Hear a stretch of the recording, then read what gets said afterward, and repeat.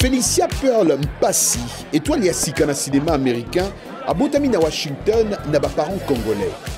Actrice ya théâtre, musala na ye ememi liboso ya ba caméra ya minene ya Hollywood. Kuna a joué rôle ya Celia na version 2023 ya film La couleur pourpre. Pour na rôle Oyo, Felicia Mpasi azalaki nominé pour na SAG Award. Prix Oyo ba pesaka ba meilleure performance na cinéma américain. Don't need you to love me. Afternoon, I need me a wife. Pona ye, ezai bandeli ya makambo ebele. I'd heard The Color Purple was nayokaki ke balingaki basala remake ya Couleur Pourpre na version musicale. Bakomaki yango pe na ba article. Siko tokendaki na Congo kokunda koko na ngai ya mwasi.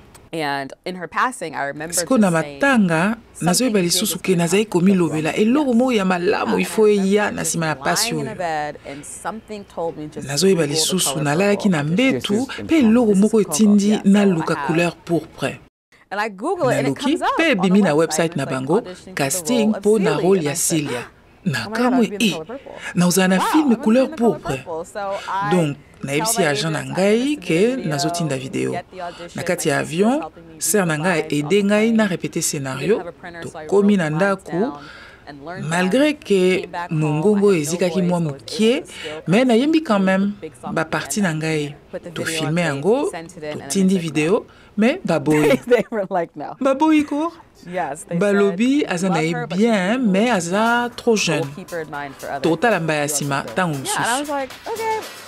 Mais malgré koboya nyonso wana, Felicia alembaki te. Pona ngai rataka te. Soki oza na posa ya kosala eloko moko, c'est que osalema pona yango. Nga naluka jamais kozala patineuse, na make-up jamais. Donc nayebi ke nasalema pona yango te. Mais nalinga toujours kozala actrice, kozala scénariste, donc nayebi ke nasalema pona yango. Eloko nyonso oyo esepelisaka yo meka nano. Tango mosusu salema pona kosala yango. Tango mosusu carrière na yo yango wana. Donc meka na yo nano. Déjà bato ebele balingaka koboma ba rêve ya baninga. Kondima jamais yo moko boma ba rêve na yo. Et puis il faut miyeba, oyeba capacité na ngai eza nini. Malgré culture ya mboka na ye, actrice oyo aponi nzela mosusu.